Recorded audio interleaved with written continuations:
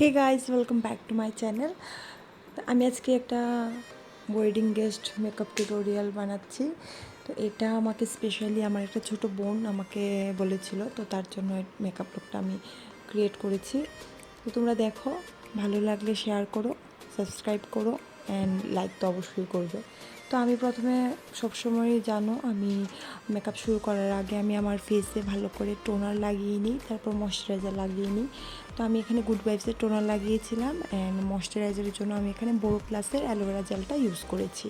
তারপর আমি প্রাইমারের জন্য এখানে ইনসাইট কসমেটিকের একটা প্রাইমার ইউজ করেছি। আমি যেটা আমি দেখাচ্ছি আর যেটা আমি না দেখাচ্ছি, যেই প্রোডাক্টটা স্কিপ হয়ে যাচ্ছে, সবগুলির লিঙ্ক আমি ডেসক্রিপশন বক্সে দিয়ে দেবো, তোমরা ওইখান থেকে চেক করে নিও। তারপর আমি আমার আইব্রোটাকে ড্র করেছি মিস ক্লিয়ারের আইব্রো পেন্সিলটাকে দিয়ে। দেন আমি আমার আই মেকআপে চলে যাব। আই মেকআপ করার জন্য আমি প্রথমে আমার আইলিডটাকে সেট করার জন্য, প্রাইম করার জন্য আমি এখানে ওয়েট অ্যান্ড ওয়াইল্ডের কনসিলারটাকে নিয়ে ভালো করে ব্লেন্ড করেছি। তারপর ফিটমির লুজ পাউডারটা দিয়ে এটাকে সেট করে দিয়েছি। আইশ্যাডো লাগানোর আগে আমাদের এই চোখটাকে প্রাইম করার মানে হচ্ছে, যখন আমরা আইশ্যাডো লাগাবো যেন আইশ্যাডোর কালারটা খুব ডিপ হয়ে আসে, বোঝা যায়, তার জন্য আমরা প্রথমে আইলিডটাকে প্রাইম করে নিই।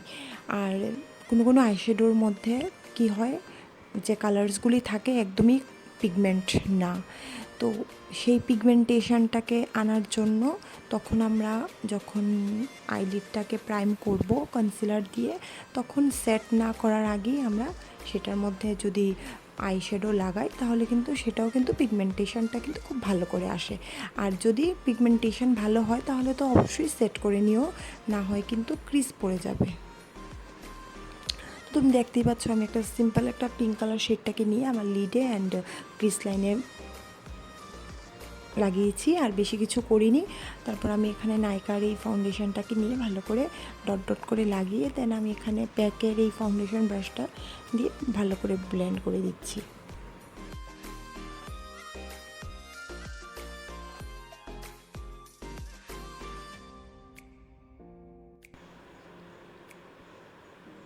যখনই মেকআপ করবে নেকটাকে কিন্তু কখনো ভুলবে না, না হয় তোমার ফেসের কালারটা একরকম লাগবে আর নেকের কালারটা আরেক রকম লাগবে। তো তারপর এখানে আমি আন্ডার আইতে আমি কনসিলারের জন্য আমি এখানে ওয়েট অ্যান্ড ওয়াইল্ডের কনসিলারটা ইউজ করেছি। কনসিলার অনেকে দেখি অনেকটা পরিমাণ লাগিয়ে নেয়, বাট না, কনসিলার কিন্তু তোমরা সবসময় অল্প লাগাবে, যদি দরকার হয়। না হয় তোমরা ফাউন্ডেশন দিয়েই কিন্তু এটাকে হাইড করে দিতে পারো। এত চোখের নিচের চামড়াটা ভীষণই পাতলা হয়, তো সেই জায়গার মধ্যে এতটা লেয়ার পরাটা কিন্তু একদম ভালো নয়। তার জন্য কনসিলার যখনই ইউজ করবে, সামান্য কনসিলার ইউজ করবে আর এটাকে খুব সুন্দর করে ব্লেন্ড করে দেবে একদম হালকা হাতে।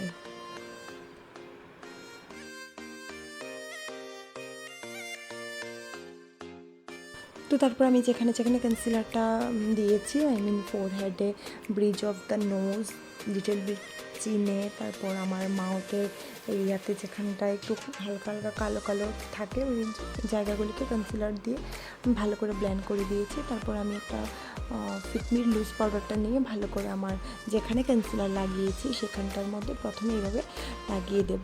তারপর আমি আমার আই লুকটা ভীষণ সিম্পল লাগছিলো বলে আমি একটা ডার্ক ব্রাউন কালার নিয়ে আমি এখানে সুইস বিউটির একটা আইশ্যাডো প্যালেট ইউজ করছি, ভীষণ ভালো, আই থিঙ্ক 200 কিংবা এরকমই। তোমরা যদি কিছু কিনতে চাও এখনই কিনে নাও, নাইকাতে ভীষণ ভালো একটা সেল চলছে। তো এটার থেকে সুইস বিউটি আইশ্যাডো প্যালেটটা থেকে আমি একটা ডার্ক ব্রাউন কালারটাকে নিয়ে এরকম একটা অ্যাঙ্গুলার ব্রাশের সাহায্যে আমি একটা লাইনারের মতো ড্র করেছি। তারপর আমি লোয়ার ল্যাশ লাইনেও কিন্তু সেম পিঙ্ক কালারটা অ্যান্ড ডার্ক ব্রাউন কালারটাকে নিয়ে লাগিয়ে দিয়েছি। তারপর আমি একটা স্মাজার ব্রাশের সাহায্যে সবটা স্মাজ করে দিয়েছি। দেন আমি আমার ইনার কর্নার অ্যান্ড আমার ব্রাউ বোনটাকে হাইলাইট করার জন্য ম্যাভরিনের হাইলাইটার ইউজ করেছি। তো তারপর আমি আইল্যাশটাকে কার্ল করে দিচ্ছি অ্যান্ড মাস্কারার জন্য আমি লরিয়ালের এই মাস্কারাটা ইউজ করেছি, খুবই ভালো, আমার খুবই ফেভারিট একটা মাস্কারা। তো তোমরা সবাই যদি আমাকে ফলো করে থাকো তো অবশ্যই জানো আমি মাস্কারা লাগিয়ে যে কটা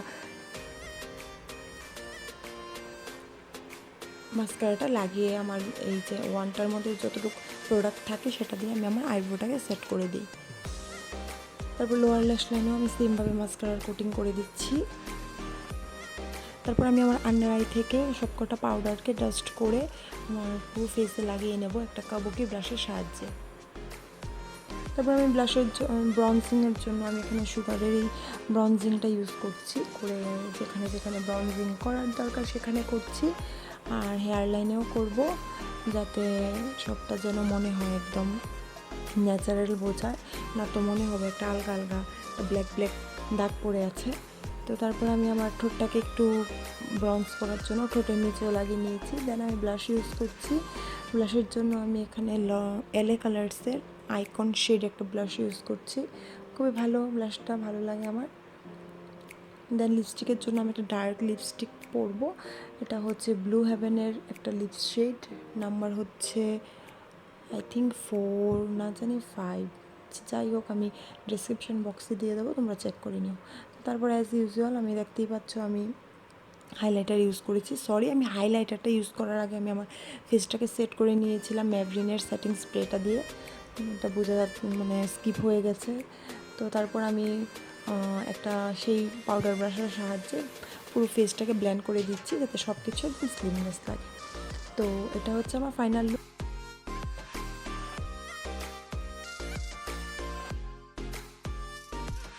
আশা করি তোমাদের ভালো লেগেছে। এরকম লুক ক্রিয়েট করে তোমরা যে কোনো পার্টিতে, বিয়ে বলো, বৌভাত বলো, তারপর তোমরা রাইস সেরেমনি বলো, এঙ্গেজমেন্ট বলো, যে কোনো পার্টিতে তোমরা অ্যাটেন্ড করতে পারবে। আই হোপ শিমু তোর এটা ভালো লেগেছে। যদি ভালো লেগে থাকে তো প্লিজ লাইক, শেয়ার অ্যান্ড বান্ধবীদের সঙ্গে শেয়ার করবি। তো টিল দেন বাই, দেখা হবে তোমাদের সঙ্গে পরে একটা কোনো ভিডিওতে। তোমরা ভালো থেকো, সুস্থ থেকো, বাই।